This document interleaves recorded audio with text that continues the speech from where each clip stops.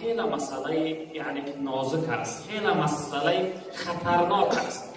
چون که یک برادری عزیز یک روز با ما صحبت کرد، یگان نوعی کلبسه بیروغن خوب نمیشود مگر همون نوعهایش که در خانهشون یعنی خانگی تیار کنن همون نوعش ممکن.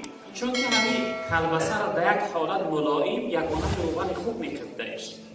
امروز در اینترنت ها هم هست، خون بزنید خونتر ببینید چی خوب میشود که هر چیزی که شبهه داشته باشه از او پرهیز کنید، احتیاط کنید، حذر کنید. اما جاها و بعضی سیخ‌های مخصوصی هست که حلال هستند، یعنی تهدان هستند، در اونها یگان شبهه نیست. اگر این چنین جاش یافته یگان شبهه‌ای نداره، مرحمت خوردن میکنه. مرغاش هم این چیز نبرده است. مرغا هم خیلی هوشیار باشه و حذر کنید. یک ملاوچه والله علم یک سال پیش به نزد خودم اینجا آمد، گفت اصلا من در یک سیخ کار میکنم، مرغ علاهیده میارن و سلفنش علاهیده میارن، ما پر میکنیم در سلفن ها پیچت حلال زدگیه، یعنی نوشته زدگیه. میگم خوجایی میگه که حلال چیزی است که هم مسلمان میخورش هم غیر مسلمان. حضرت میگه مردم خبر کنه که از اینا احتیاط کنه. و این خاطر اگر تا یعنی عمیق نباشه و معین نباشه از همین مرغاش هم حذر کنه برادر است. چون که اینها خیلی خیفه. انسان وقتی که لقمه حرام استفاده برد، این لقمه حرام یک ضررش این است که دیگه دعای او قبول نمیشه در غیب برای. یک ضرر دیگرش اینه که خیفه که ای دنیا یعنی که پناه خدا شاید به ایمان برود. چون که انسان میگه در دنیا اگر یک لقمه یک قطره اگر از حرام استفاده برده باشه تا 40 روز خداوند عملهاش عبادتاش قبول نمیکنه. و این خاطر از همین لقمه هم چقدر احتیاط کنید. حرکت کنید دائم لقمه پاک داشته باشید. هر چیزی که ما میخوریم برادر عزیز بدن ما از اون قوت پیدا میکنه.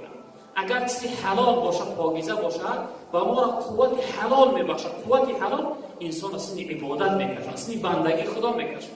اما چیزی ناپاک و شبهه‌ناک باشه انسان تنبل میکنه، سست میکنه، ضعیف میکنه در عبادت و بندگی خدا. دیگه به تعبیری از این مولا میگه به نزد هر طعام پهلوانی به وقتی بندگی رنگی زنانی روی صحرا و عزمی بیل دسته و مسجد می شود پایت شکسته کشی چونگاه هر دنبال دنیا شوی در طاعت مولا کسلها سست میشه دیگه در عبادت بندگی خود. ما شخصیت های میدونیم که یک قدم ره از خانهش به مسجد تراویح نمیان، در خانهش میخونن.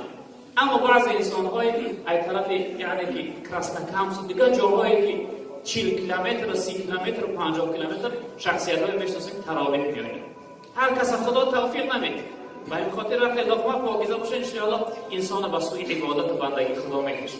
اما لقمه ناپاک باشه بعد خفا میمانی از بندگی خدا، از عبادت و بندگی خدا خفا میمانی. انسان باید در بندگی خدا پیش قدم باشه، غیوریش به غیرتیش همت بلندش باید در عبادت و بندگی خدا انسان خودش نشان بده. چرا که امروز مردم یعنی در کسب و کار و در عمارت سازی و در کار یعنی حرکت میکنه که یکم درجه کجا باشن، انسان باید در عبادت و بندگی خدا یکم درجه باشه. این خانت، این ماشین، این دارندگی اثرت میمونه والله قسم. همه یک کفن میبرن. برادر عزیز پرسیده است آیا نزد کلانسال‌ها خیستن ممکن است؟ این مسئله یک مسئله است که بعضی از طالب علم ها یعنی که زید هستند، یعنی برای خیستن احترام کردن کلانسال‌ها یا اینکه اهل علم ها اونها مخالفت میکنن. بسیار حالت میگویند انسان باید نخیزه. این برادر شاید همین را در نظر داشته باشه که آیا نزد انسان‌های اهل علم یا اینکه شخصیت‌های موثقه انسان‌های کلانسال خیستن ممکن است. البته برادر عزیز احترام اهل علم، احترام کلانسال این ضرور است برای عامه. باید احترام داشته باشه، باید که انسان یعنی خیزه. پیغمبر بزرگوار صلی الله علیه وسلم روایت هست، حدیث بخاری هست، جناب پیغمبر میگن که قوموا الی سیدکم، تا شما بخیزید و در نزد کلانهای خود، یعنی سید به انسانهای به حرمت و قدر گفته میشه. نزد انسانهای کلان، نزد انسانهای که محترم هستند، اهل علم هستند، کلانسال هستند، در بالای شما حقدار هستند، یعنی پدرهاتون، عمکهاتون، یعنی شخصیت‌هایی که موی سفید دارند، اونها را احترام کنید، نشون بگیرید.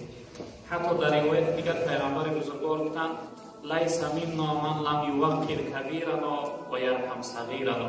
گفتن از امت من نیست، من از او بیزار هستم، شخصیتی که کلانهای ما را حرمت نکنه و کلانی که و میده ها و جوان های ما را رحم نکنه. یعنی که این دو حقوق است. جوان باید کلانتر احترام داشته باشه، یعنی که حرمت کنه، و کلانتر دایم باید که غمخواری و دلسوزی برای نسل جوان داشته باشه، دایم یعنی مهربان باشه، شفیق باشه، دلسوز باشه، نصیحتگر باشه جوان ها.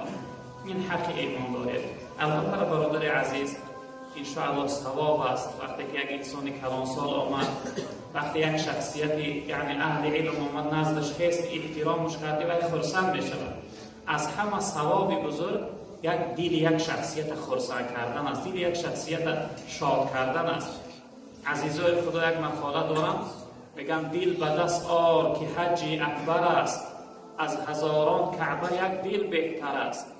کعبه بنیاد خلیل آذر است، دل نظرگاه جلیل اکبر است. میگه دل یک بنده خدا را به دست بیار برای ثواب حج اکبر داره، از همه ثواب بزرگ است. در روایت هم است جناب پیامبر صلی الله علیه و سلم نزد خانه کعبه رفتن، گفتن ای خانه، ای کعبه، قسم به نام خدا، گفتن حرمت قدر یک مؤمن از تو 1000 بار بالاتر است. از تو حرمت و قدر یک مؤمن 1000 بار بالاتر است. در اصل احترام حرمت قدر یک مؤمن در نزد خداوند خیلی ارزش دارد.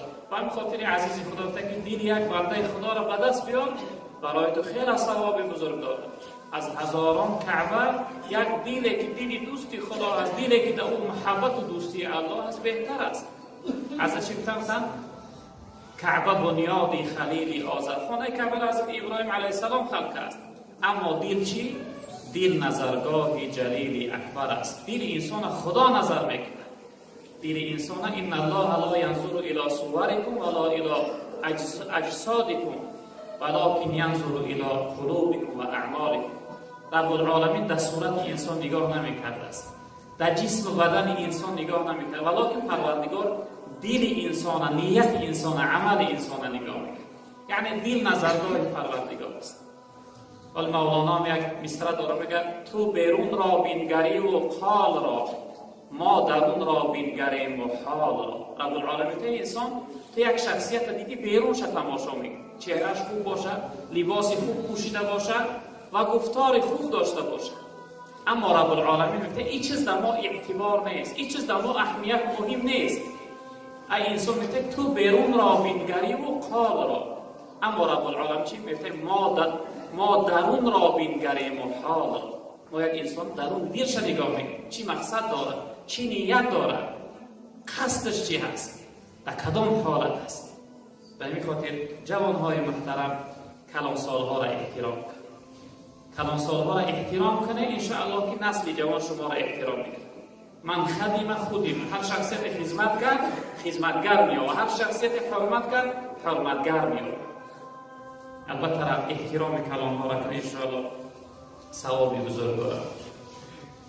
خب سوال دوم، پدرم زن گرفته است، این زنش یک دختر دارد، آیا این دختر را من به زنی گرفته میتوانم؟